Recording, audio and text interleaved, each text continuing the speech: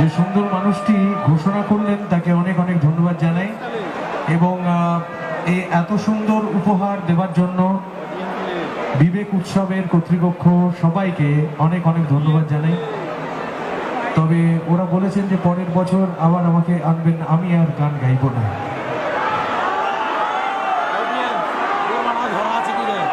দেখুন, আপনাদের সমাজ খুব শিষ্ট সমাজ, এরকমই আপনারা থাকুন, কিন্তু আমি একজন রক শিল্পী, আমি আপনাদের এই ছাঁচে নিজেকে মেলাতে পারবো না, আমি এইভাবে বাঁচব না,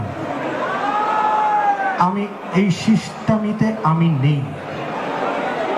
আপনারা অন্য কাউকে বেছে নিন, যে কটা অনুষ্ঠান চলবার আমি করব, তারপরে আমি আর গান গাইব না। আজকের অনুষ্ঠান ম্যানেজ করবার জন্য ট্যালেন্টওয়ালাকে আমি অনেক অনেক ধন্যবাদ জানাই, তাদের জন্য একটা জোরে হাততালি। সাউন্ড অ্যান্ড লাইট যারা প্রোভাইড করেছেন তারা হচ্ছেন ইউনিভার্সাল সাউন্ড অ্যান্ড লাইট, তাদের জন্য একটা জোরে হাততালি বন্ধুরা।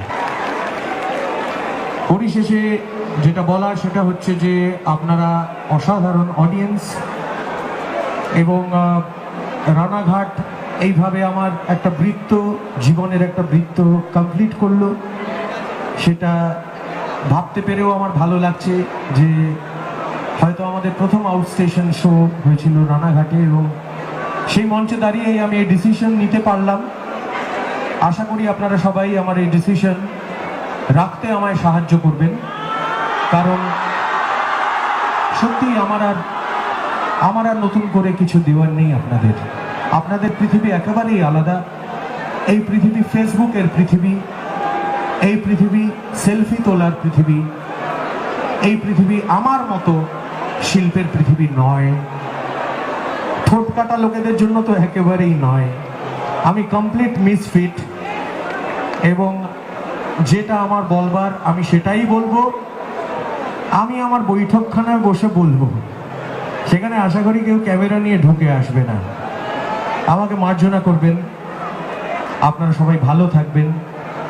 যে কটি অনুষ্ঠান ঘোষিত আছে সেই কটি অনুষ্ঠান আমি অবশ্যই করব, কিন্তু তারপরে আর না।